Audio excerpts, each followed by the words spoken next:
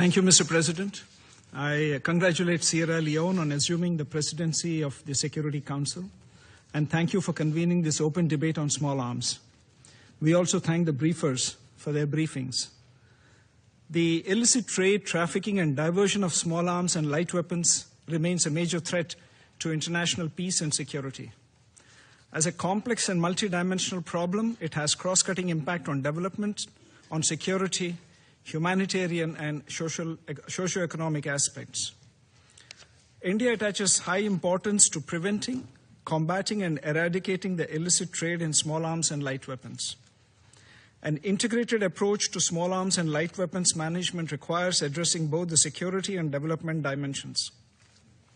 India believes that 5 key elements are critical for effective small arms and light weapons control. 1. National ownership through strong legislation and political commitment. 2. A standardized organizational structure for coordinated action. 3. Effective data management to enable real-time tracing and accountability. 4. Risk management to prevent diversion and misuse. And 5. Security protocols and deterrence measures to strengthen border controls and stockpile management.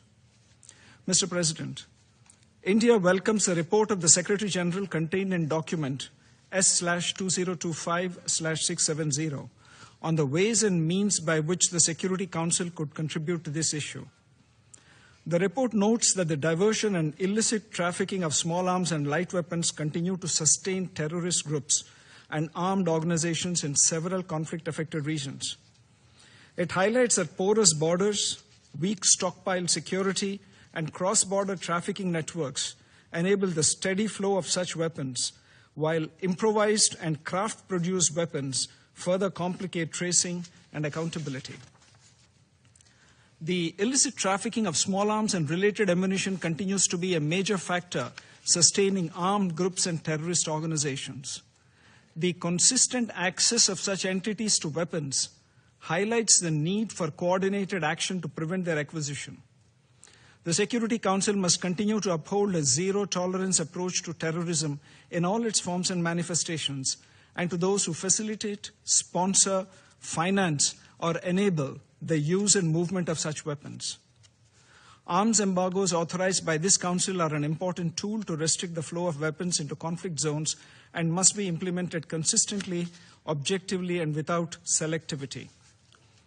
Mr. President, India has fought the scourge of terrorism for several decades and is therefore aware of the dangers posed by the diversion and illicit transfer of small arms and ammunition to armed non-state actors and terrorist groups. India has suffered due to cross-border terrorism carried out using illicit weapons trafficked across our borders, including now through the use of drones. The increase in the volume and sophistication of such arsenals reminds us that these groups cannot sustain themselves without being enabled, financed, or supported. In this regard, India welcomes the consensus outcome document at the 8th Biennial Meeting of States on the UN Programme of Action on Small Arms and Light Weapons that recognize the adverse effects of illicit arms trade in exacerbating terrorism.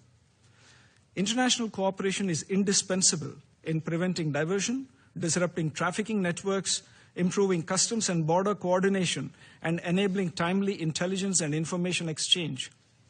India supports the redoubling of efforts at the national and global level to strengthen the implementation of the UN Programme of Action and the International Tracing Instrument, including through national legislative measures and enforcement, through export controls, information sharing, and capacity building. India also participated actively in the deliberations and supported the establishment of a global framework for through-life conventional ammunition management, which we hope will strengthen the safe, secure, and sustainable ammunition management, which contributes significantly to our efforts to combat the threat of illicit diversion to terrorists. Mr. President, UN peacekeeping missions, where mandated, can assist host states in building institutional capacities related to stockpile security, marking, registration, and disposal of recovered weapons from non-state actors.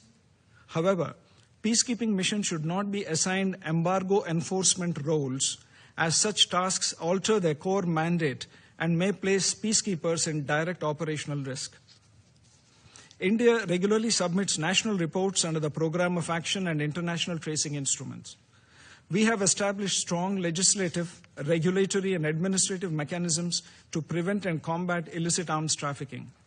India also maintains strict export controls over all munitions and related items. Our commitment is further reflected in our constructive participation in the Wassenaar arrangement, including during India's plenary chairship in 2023, where we work to strengthen global non-proliferation norms, including in the area of small arms and light weapons. Mr. President, India has also been contributing to gender-responsive capacity building in the field of small arms and ammunition management. Indian women armament and ammunition technical officers have participated in regional seminars led by the UN Regional Center for Peace and Disarmament on fostering gender-responsive arms control, where India shared its regulatory practices and experience in secure stockpile management.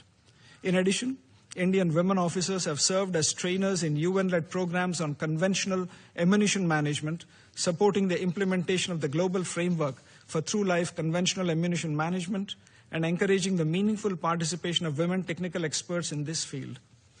India remains committed to sharing its expertise and advancing inclusive approaches to safe and accountable ammunition practices.